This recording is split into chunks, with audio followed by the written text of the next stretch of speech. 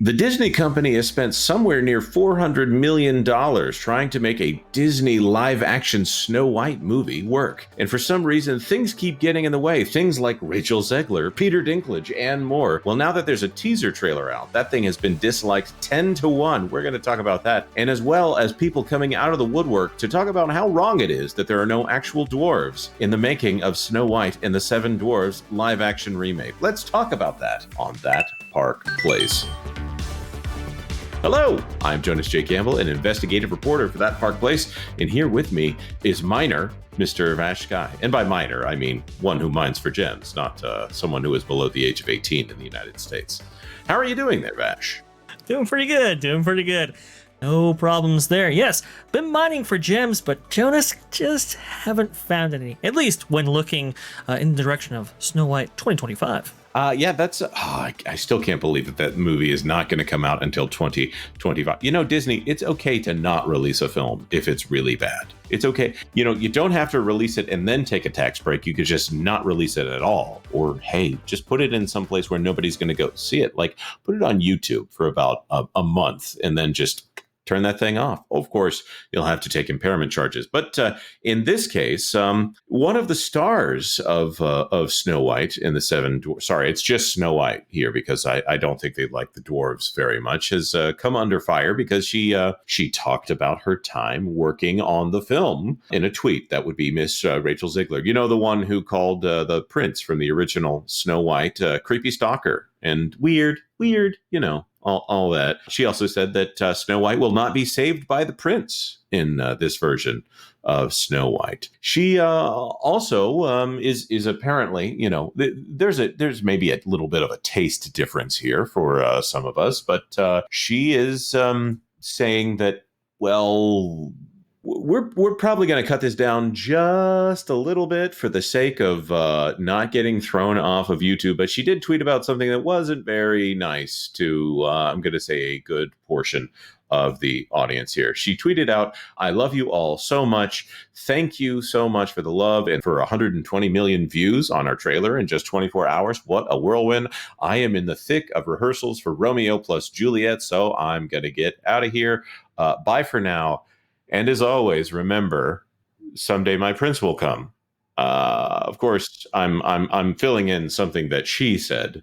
Yeah, I'm just going to point out that Gal Gadot, who is a co-star in this film, is from a nation that is currently opposed to that idea there. It's not the idea that's the problem. It's what it actually means. That's the problem there. But of course, there's no shortage of controversy around this film. Here's one from That Park Place. Little People, Big World star Zach Roloff torches Peter Dinklage and Disney's Snow White. Now, this is by John F. Trent over there. It does a great job always over on thatparkplace.com.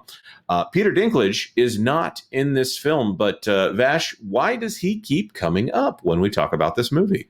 Well, he seems to believe that he speaks for all little people. He's been very, very vocal about his disagreements with this film and its title and what it features, depicts, and so forth. So it is quite weird. It's quite bizarre that he does keep popping up when it comes to this Snow White film. I'm also going to point out that there's some videos online where little people talked about their looking forward to this film, maybe involved in the casting process. I'm not going to name names here, but they were talking about how her and her husband were both talking about being in this film, and they were contacted. And then the interview where Peter Dinklage criticized this film for having dwarfs in it, which he didn't know whether or not it would have dwarfs in it. She called him PD throughout that video. And I could have sworn at some point towards the end, she started calling him Payday, which is a funny way to think about that guy. I don't know if she intended that, but being the first name on the call sheet when it comes to little people, that's got to be worth something there. But let's read the comments here from Zach Roloff. There's Zach Roloff right there from his appearance on YouTube. As reported by Cosmic Book News, Roloff expressed his thoughts via some Instagram story posts. Ex-user Reality TV for Life shared the pair of posts where Roloff wrote, "If you have been following our podcast, I've had thoughts on this. They updated/diversified Snow White, but went way backward on the dwarf side. I hope Dinklage is happy." In a second post, he wrote, "So they aren't just taking away the dwarves and making Snow White, they are CGIing the dwarves. This isn't 1937. There are actually a lot of people with dwarfism walking around. Either focus on Snow White or own the dwarf representation."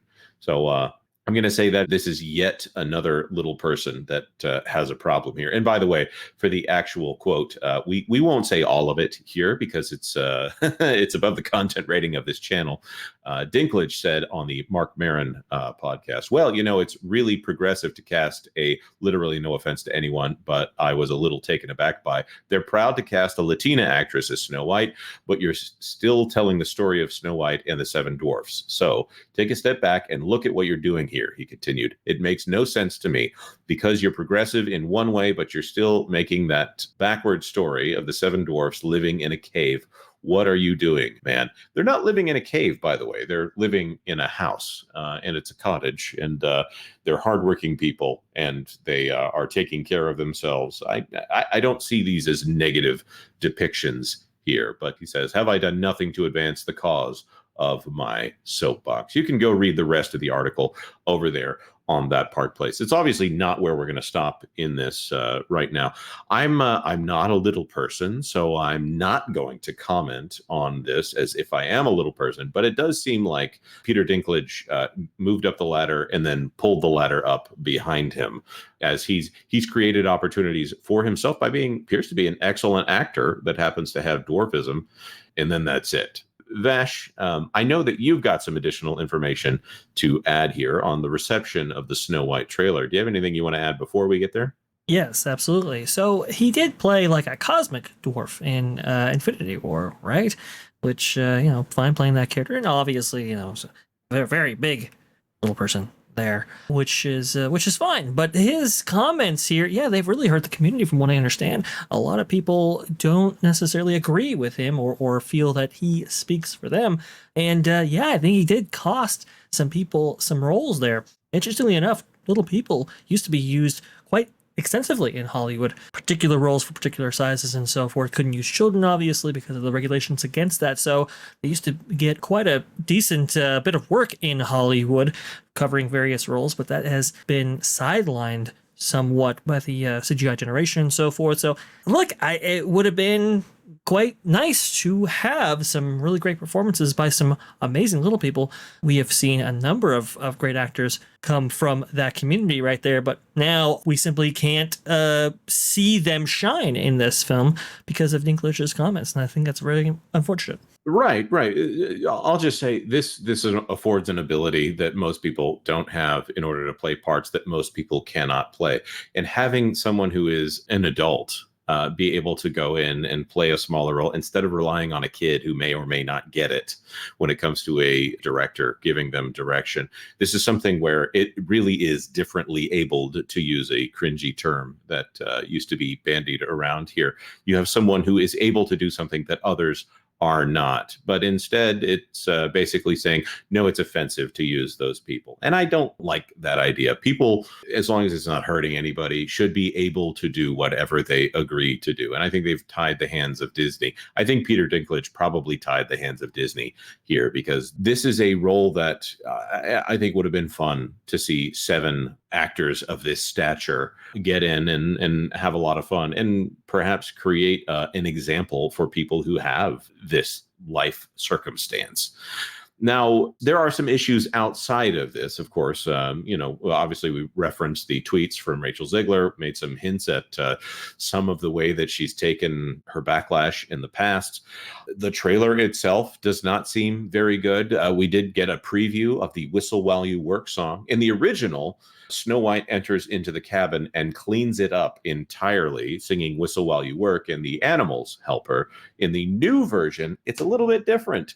She says Whistle While You Work and sends the dwarfs to clean up after themselves. That's fine, but she's commanding them what to do in their house, as opposed to helping them in any way. Because I guess in this case, it's supposed to be that she's smart and they're stupid and they don't know how to clean up after themselves here. Mixed reactions. And Vash, maybe you can help us to understand just how mixed those reactions are. I think I can add a little bit of context to this. Now, you detailed a number of controversies and issues regarding this film. How have the people taken to this? Well, we can actually see that depicted here on the like-to-dislike ratio on this trailer that debuted with D23 Experiences panel. And you can see right here, 69,000 to 719,000 downvotes right there. And like you said at the introduction of this video, a 10-to-1 ratio when looking at dislikes to likes. I don't think this is the response that Disney was hoping for when it came to this now, $400+ million production. And we haven't even gotten into the real bulk of the marketing costs associated with this film. This is, I'm going to say here right now, Jonas, I think we're looking at a bomb. And I look at the experiences panel and I look at all of this stuff that we are supposedly getting. At what quality, at what time, who knows? But I can't help but think $400 million, that sure does buy a lot of parks there. That's a very good point right here. They're talking about turbocharging the parks with $60 billion worth of investment. They've already cut that in half and said that half of it's going to technology and maintenance. That's a lot of questions that we have there, which would basically come down to about $300 million per park per year in upgrades. And that's enough money right there with Snow White to do several upgrades to the park, really like full-throated upgrades to the park. But instead, they are, if you want to go to any of the other coverage on this channel, they're paving over the rivers of America. If you've somehow not heard this, we're going to put a link to that video in the description down below. But in this case, I'm starting to think right here with the 400 million that they are probably spending on this film, 330 confirmed before they went into reshoots again, another 100 million on marketing, and the fact that if they make $1 billion at the box office, they're probably only going to take home about half of that. So this needs to be more than $1 billion movie if they're going to make their money back. Also, it doesn't sound like it's going to be a brand deposit for Snow White, as they often like to refer to films like this, like Mary Poppins, for instance. Mary Poppins Returns being the brand deposit to keep that brand relevant in people's minds. The Snow White roller coaster at several parks is probably enough for now. Well, that's what I was going to bring up, Jonas. You know, Disney has been very, uncomfortable about the use of dwarfs, right? And I have heard rumors that maybe Seven Dwarfs Mine Train gets a new name in the upcoming years. We'll have to see about that.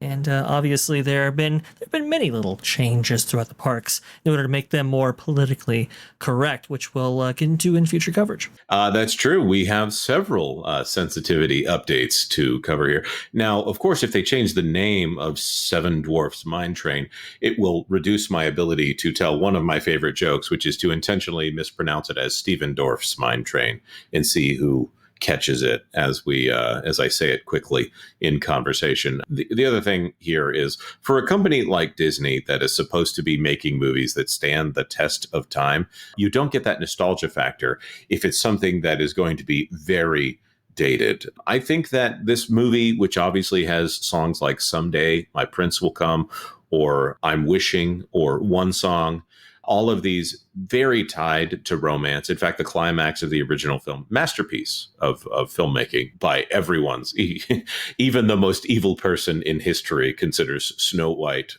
by Walt Disney to be, I mean this proverbially, you can go look it up. Even he recognized the wonder of Snow White. So this is a masterpiece, and it sounds like this right here is a cash grab. They're not risking money other than they're just basically setting that money on fire. But we want to throw this to our audience members. What do you think of the Snow White trailer and Rachel Zegler's comments or Peter Dinklage's comments? There's a lot to cover here. If you want to talk about it in the comment section down below, we do read every single one as much as we are able. Of course, like this video if you like this video, and if you wouldn't mind, consider subscribing to That Park Place for all the news that should be fun. Thanks for watching That Park Place News. For more information, consider checking out www.thatparkplace.com. And don't forget to subscribe, share, like, and send this out on your favorite social media account.